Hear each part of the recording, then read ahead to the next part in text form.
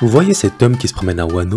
Regardez-le bien, c'est Zoro. Cet homme-là n'a absolument plus rien à voir avec celui qui a rencontré Luffy sur East Blue. Vous me croyez?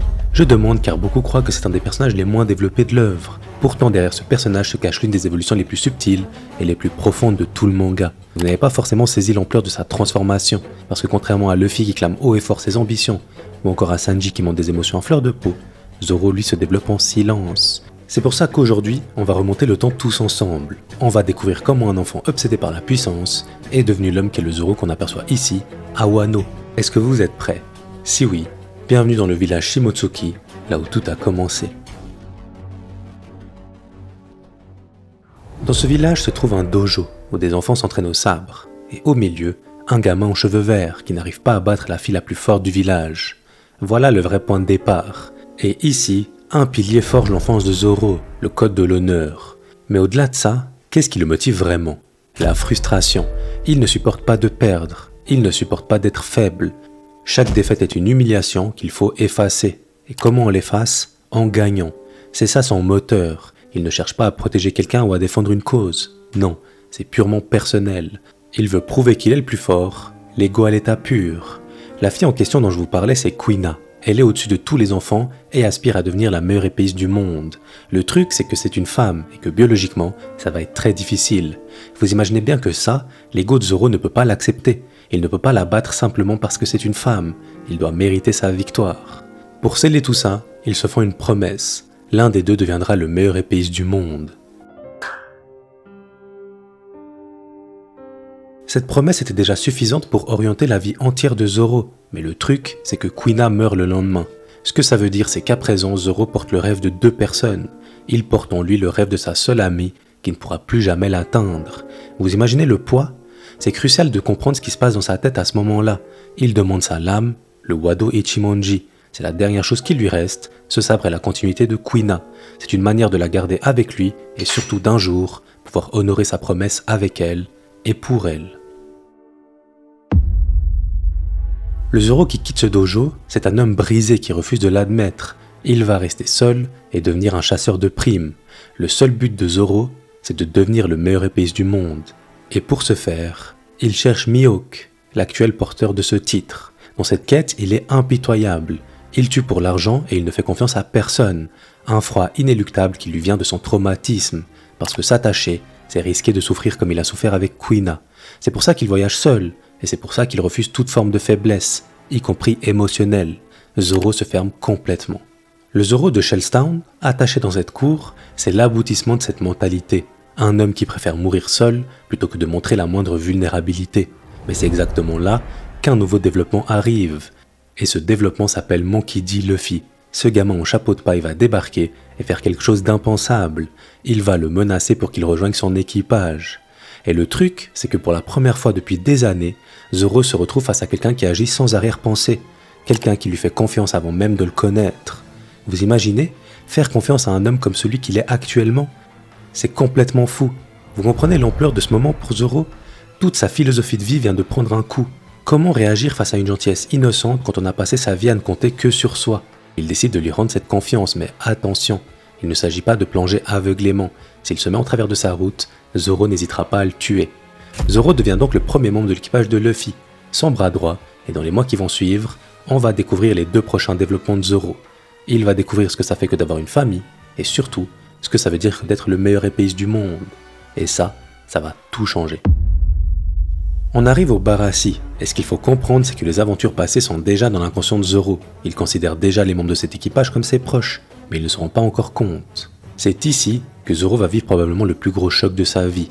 Dracul Mihawk, l'homme qu'il cherche depuis des années, est devant lui. Zoro n'hésite pas une seule seconde, il le défie immédiatement, parce que dans sa tête, c'est logique, il s'est entraîné pour ça, c'est son moment. Sauf que là, Mihawk va lui donner une leçon qui va bien au-delà du simple combat. Vous voyez où je veux en venir? Mihawk voit à travers Zoro, il voit que malgré tous ses efforts, quelque chose cloche. Et c'est vrai, le Zoro qui combat Mihawk, c'est encore le chasseur de primes solitaire, celui qui se bat uniquement pour lui-même, pour son ego. Il n'a pas encore compris ce que ça signifie que d'être fort. Mihawk le massacre, littéralement. Il lui montre le gouffre qui le sépare de son rêve. Et c'est à la fin de ce combat que quelque chose d'extraordinaire se produit. Zoro accepte la défaite, il accepte la mort et donne son torse. Il aurait pu implorer d'être épargné, ou même tenter de fuir en lâche. Mais non, il applique l'honneur même face à la mort, et c'est grâce à ça que Mihawk va se rendre compte que Zoro est à la hauteur. Mihawk l'épargne et lui dit qu'il l'attendra. Cet événement se décompose en deux parties pour Zoro. La première, c'est qu'il comprend qu'en gardant l'honneur au centre de son âme, il peut atteindre son objectif. Le meilleur épéiste du monde l'attend. Et la deuxième partie, c'est que pour la première fois de sa vie, il a échoué devant quelqu'un qui compte pour lui. Ce qui était inconscient devient conscient. Zoro vient de découvrir la honte. Pas la honte personnelle qu'il connaissait déjà, non. La honte de décevoir quelqu'un d'autre. Car c'est ça la réalité. Depuis Kuina, Zoro n'a jamais eu personne et ici, Luffy a assisté à sa défaite. C'est ça, le moment où tout change. Cette promesse, elle n'est plus seulement pour lui ou pour Kuina, elle est aussi pour Luffy, pour l'équipage. Il a compris qu'il doit non seulement devenir le meilleur pour lui-même, mais aussi et surtout pour sa famille. Regardez bien Luffy qui sourit. Il ne sourit pas parce que Zoro est en vie, non. Il sourit parce qu'il a compris, avant nous tous, son bras droit vient de naître sous ses yeux. À cet instant, leur lien devient incassable. Mais ce n'est que le début. Je sais que c'est dur à croire, mais le développement de Zoro ne s'arrête pas là. Sa rencontre avec Tashigi. Il est troublé, il a l'impression de revoir Kuina. Et ce que ça veut dire, c'est qu'il n'est pas encore en paix avec lui-même. Et puis arrive Water 7. Et là, c'est l'épreuve ultime. Usopp qui quitte l'équipage, Robin qui disparaît, Luffy qui doute. Pour la première fois, cette famille qu'il a appris à aimer se fissure. Et Zoro, qu'est-ce qu'il fait? Il devient le pilier. Pas par ambition, pas pour prouver quoi que ce soit. Non, par nécessité. Parce que quelqu'un doit tenir debout quand tout s'effondre. Et ce qu'il faut comprendre, c'est que Zoro n'a jamais eu affaire à ce genre de situation. Il n'a pas d'expérience face à ce genre de crise. C'est très important pour moi de le préciser car pour beaucoup, le fait qu'il s'élève à ce moment-là est logique, alors qu'en réalité, ça vient des tripes parce que c'est nécessaire. Il va dire les termes, un capitaine doit être respecté. Si Usopp revient comme si de rien n'était, qu'est-ce qui nous attend la prochaine fois? C'est ça, le nouveau Zoro. L'homme qui comprend que parfois, il faut faire des choix difficiles. Il ne se bat plus seulement pour devenir le meilleur épéiste du monde. Il se bat aussi pour que toute sa famille puisse atteindre ses rêves. Et c'est exactement ça, cette mentalité qui nous mène à Thriller Bark. Là-bas, il va nous montrer jusqu'où il est prêt à aller pour sa famille. Nous voilà arrivés sur l'île fantôme de Gecko Moria, un cauchemar ambulant, un piège dont on ne sort pas indemne et qui va mener l'équipage et surtout Luffy au bout de ses forces. Le truc c'est que quand tout semble enfin terminé, quand l'équipage croit enfin pouvoir souffler, il arrive, Bartholomew Kuma, l'homme envoyé par le gouvernement mondial pour éliminer les Mugiwara. Et là observez bien la situation. Luffy est inconscient, Moria vient d'être vaincu, mais le prix à payer a été énorme. Il ne reste que Zoro, blessé, mais toujours debout. Ils se battent, mais le truc c'est que Zoro est beaucoup trop faible. L'équipage essaye aussi, mais tout le monde se fait pulvériser. Vous savez ce qui se passe dans la tête de Zoro à ce moment-là? Il fait un calcul froid. Forcément, si Kuma veut Luffy, il devra d'abord le tuer lui, mais il sait très bien qu'il n'a aucune chance. Kuma est bien trop fort. Alors il fait quelque chose d'extraordinaire, quelque chose que le chasseur de primes d'autrefois n'aurait jamais fait. Au lieu de la tête de Luffy, il propose la sienne. Zoro vient d'offrir sa vie, pas dans un élan héroïque, pas pour la gloire, non, parce que c'est la seule solution logique. Mais attention, il offre sa vie en précisant que c'est la vie du futur meilleur épéiste du monde. Et ça, c'est très symbolique. Ça révèle toute la complexité du choix de Zoro et à quel point son objectif est important. Il ne renonce pas à son rêve. Au contraire, il l'affirme face à Kuma alors qu'il semble prêt à y renoncer. C'est un paradoxe qui résume parfaitement qui est le Zoro qu'on observe. Un homme qui comprend que la valeur d'un épéiste ne se mesure pas seulement à la force, mais aussi à ce pourquoi il est prêt à se battre et à mourir. Et là, Kuma fait quelque chose d'extraordinaire. Il refuse et propose autre chose. Toute la douleur et fatigue accumulée de Luffy. Vous vous demandez peut-être pourquoi c'est extraordinaire, mais en faisant ça, Kuma annule la honte de son geste vis-à-vis de son honneur d'épéiste. Il ne s'agit plus de donner sa vie, mais au contraire, ça permet à Zoro de combattre une dernière fois. Il lui permet de faire face avec ses principes et de briller à travers ceux-ci. Zoro accepte, aucune hésitation. N'importe qui d'autre serait mort instantanément, mais Zoro, il tient. Il tient parce qu'il le faut, parce que quelqu'un doit tenir.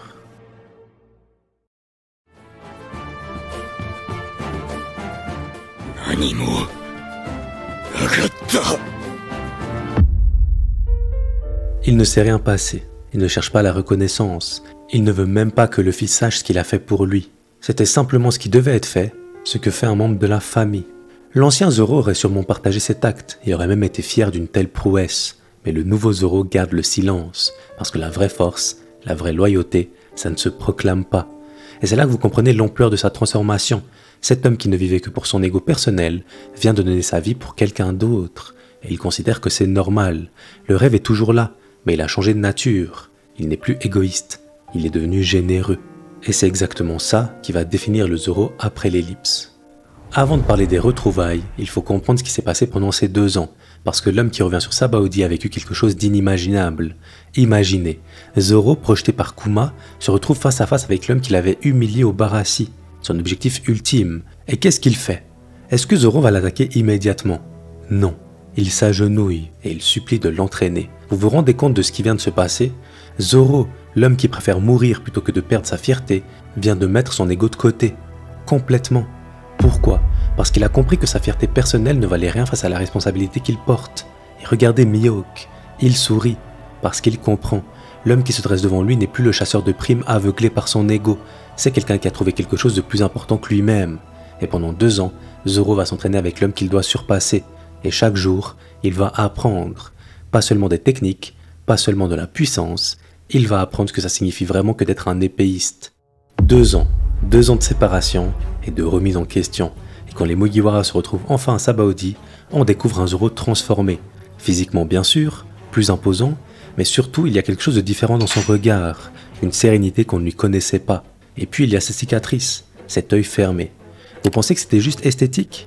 Détrompez-vous. Cet œil sacrifié, c'est le symbole parfait de ce qu'est devenu Zoro, un homme qui a appris à voir avec le cœur plutôt qu'avec les yeux. Pensez-y, un épéiste sa vie par sa vision, sa capacité à anticiper, à réagir. Et là on fait face à un homme qui a perdu un œil mais qui n'a jamais été aussi serein. Et ce parce qu'il a compris que la vraie force ne vient pas de ce qui se montre, mais au contraire, de ce qui ne se voit pas. On va le voir dès Punk Hazard. Face au danger, regardez son attitude. Il n'est plus impulsif, il observe, il évalue. Regardez comment il gère Tashigi. L'ancienne obsession pour Kuina, terminée. Il la voit, il reconnaît la ressemblance, mais il passe outre. Parce qu'il a dépassé ce traumatisme, il a grandi. Et puis arrive Dressrosa. Et là, pour la première fois de sa vie, Zoro accepte de faire confiance à quelqu'un d'extérieur à l'équipage. Il fait face à Pika, un colosse de pierre qui terrorise tout le royaume. Zoro va faire équipe avec des inconnus. Il met son ego de côté pour l'efficacité collective. Vous réalisez ce que ça représente? Le chasseur de primes solitaire qui ne faisait confiance qu'à ses sabres est en train de diriger une stratégie de groupe. Il va même finir par s'allier à un amiral. Bref, quand il tranche finalement Pika, regardez bien. Il vérifie juste que tout le monde va bien. Parce que c'était ça, l'objectif. Pas la gloire personnelle, mais la protection du groupe. Et c'est à Wano que cette vidéo s'achève, que cette transformation trouve son aboutissement. Enma, le sabre d'Oden, une lame qui dévore le haki de son porteur, qui peut le tuer s'il n'est pas assez fort. Il l'a reçu en échange de Shusui, et c'est lui qui l'a ramené sur Wano, et la symbolique est forte car c'est un Shimotsuki. Mais bon, c'est pas vraiment du développement en soi, c'est juste du génie de la part d'Oda. Le truc qui nous intéresse vraiment, c'est que Zoro comprend ce que ça représente que de recevoir Enma. Ce n'est pas juste un sabre, c'est un héritage, la volonté d'un homme qui s'est battu pour libérer son pays. En acceptant Enma, Zoro accepte aussi cette responsabilité. Il ne se bat plus seulement pour son rêve ou encore pour sa famille, il se bat dorénavant aussi pour Wano, pour Iori qui lui a offert cette lame et l'héritage d'Oden. C'est si beau, le fait qu'il descende d'une famille ancestrale de Wano et que toute cette symbolique passe aussi par lui, je trouve ça magnifique. Et enfin, face à King, le combat n'est plus une quête de domination, c'est un devoir, une mission qu'il doit accomplir pour que d'autres puissent être libres. Le haki des rois, vous savez ce que ça signifie vraiment? Zoro est devenu un conquérant, il a compris l'essence même de ce que ça veut dire que d'être un roi. Un roi c'est puissant, mais au-delà de la force, un roi ça protège, et pas que sa famille. Après ce combat, pendant quelques instants, Zoro traverse la frontière entre la vie et la mort, et dans ce passage, il rencontre la faucheuse elle-même. Regardez bien cette scène, ce n'est pas une illusion, Zoro fait vraiment face à la mort. Et qu'est-ce qu'il fait? Il refuse de partir. Pourquoi? Parce qu'il a encore des choses à accomplir, des gens à protéger, et une famille qui compte sur lui. La faucheuse tente de l'emporter avec lui, mais il gagne. Il repousse la mort elle-même. Vous comprenez ce que ça signifie? Il a refusé le repos qu'il méritait pour continuer à porter ses responsabilités. C'est l'ultime preuve de sa transformation. L'homme qui ne vivait que pour lui-même a développé un tel attachement aux autres qu'il peut repousser la mort elle-même. Et quand il revient, quand il ouvre les yeux, il ne raconte à personne ce qui s'est passé, comme toujours. Parce que ce n'est pas important qu'on le sache. Ce qui compte, c'est qu'il soit là pour eux. Le chasseur de primes solitaire qui acceptait la mort au Barassi par honneur est devenu l'homme qui refuse la mort par amour. Regardez-le maintenant à Wano. cette assurance tranquille, cette façon de se déplacer sans chercher les ennuis, mais sans les fuir non plus. Cet homme-là a trouvé sa place, il a trouvé sa paix, il sait qui il est vraiment. Roronoa Zoro, le bras droit du futur roi des pirates. Et c'est exactement ça qui nous ramène à notre point de départ. J'espère que cette aventure dans la profondeur du personnage de Zoro vous a plu, et si c'est le cas, n'hésitez pas à vous abonner pour me soutenir. Je vous laisse avec un choix digne des plus grands, alors attention, Ace ou Garp. Merci infiniment pour la force, ciao ciao.